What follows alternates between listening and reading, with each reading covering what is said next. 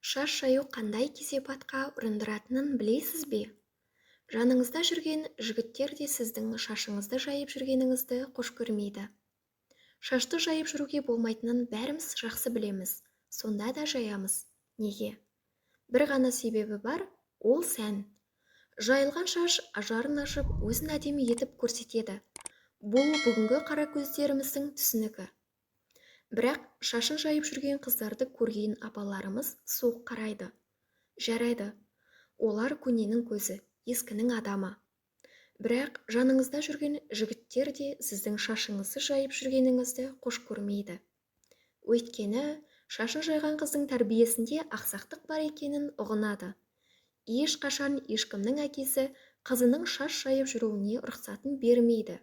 Бірақ қарсылыққа қарамай тәртіпке бағынбайтындардан бойын аулақ ұстайтын жігіттер тап сіздің жаныңызда жүр.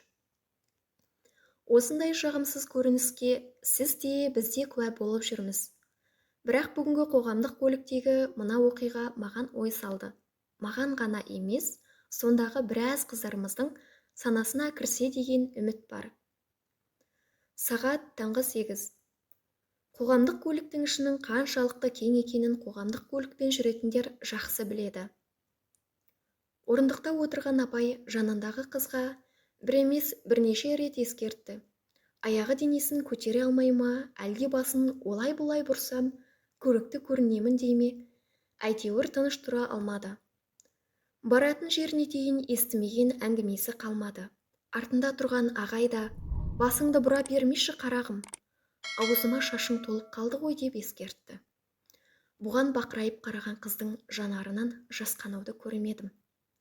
Сонда әлгі апайы қыздардың шаштарын жайып жүруі жаман ырым екенін, жамандық тілеп жүргенін, отбасына қасірет әкелетінін айтып салды. Бұған да пысқырып жатқан бой жеткендер жоқ. Әңгіме үлкендердің ақылымен, кеңестерімен әрі қарай өрбіді. Шаш жайған сұлуымыз аялдамадан түсіп қалса да, апаларым тоқтаған жоқ. Қызым саған айтамын, келінім сен тыңда дегені болу керек. Өйткені бұл көлікте ұзын болмаса да, қысқа шаштарын жіберіп алғандар отыр.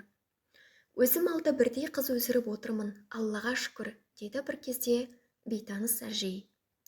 Қазір қыздарым немере сүйіп өсіп өнді. Шашын үнемі өріп жүреді. Әсіресе ас үйге келіндер тұрмақ қыздарды да орамалсыз аттатпаймын. Үйімдегі кілемнен бір тал қылшық таппайсың. Кейбіреулердің нанының арасында шұбатылып шаштары жүреді. Кәні, кім жоққа шығара алады? Сөздері өздерінен аса алмайтын апалар көбейді.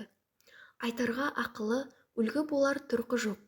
60-дағы апа да, 6-дағы қыз да шаштарын бояп, жарысып, жаятынды шығарды. Бұрынғы қыздарымыз тұнып тұрған тазалықтың үлгісі еді. Шіркін-ай. Біле білсеңдер, шаш жамандықты да, жақсылықты да шақыра алады. Ұзын шашты екі бұрым етіп өріп қойса не болады екен? Екі бұрымның беретін мағынасы тереңде. Мұны түсінер түйсік болса ше. Екіге жарылған ұзын бұрым қыздың адал жар және аяулы ана екенін білдіреді. Шашта не деген тылсым күш бар? Сіздің бойыңыз шаштан қуат алады, нәрленеді. Тәніңіз бен жаныңызға сұлулық сыйлайды, рухани күшке кенелтеді.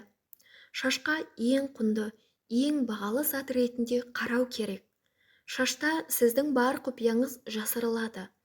Оны жаныңызға жақын жандармен ғана бөлісу керек. Шашы өзінің пайым парасаты, сана сезімі артады. Ұзын шаш нәзіктіктің, сұлулықтың нышаны. Шаш сіздің сұлулығыңыздан дерек береді. Сыртқы қолайсыздықтардан сақталған шаш әдемі, қайратты, жылтыр болып өседі. Мен бәріңе орамал байла деуден аулақпын. Бірақ ұзын шашты сәнді етіп өруге, жинақы етіп түйуге болады ғой. Көңілдеріңе тимесін. Шашты күйеуі өлген әйел жаяды. Шашын жайып жоқтау айтады. Шаш жаюдың мәні арымнан, абыройымнан айырылдым. Қосағымды ажалдан арашалап ала алмадым деп қайғырады. Шашын жайған қыздан ешкім жинақылықты, тәрбиені көрмейді. Оларға жеңілтек, салақ деген атақ беріледі. Сондықтан да шаштарыңды жаймай-ақ сұлу болуға, әсем көрінуге болатынын біле жүріңдер, деп аяқтады әңгімесін бейтаныс апай. Бір сәтке шашы жайылған қыз бен шашы жиналған қызды көз алдыңызға елестетіп көріңізші. Қайсысы сұлулықтың символы болып көрінді? Өзіңіз баға беріңіз. Құрметті тыңдарман, жақыныңызға жіберіп бөлісуді ұмытпаңыз. Келесі видеода кездескенше.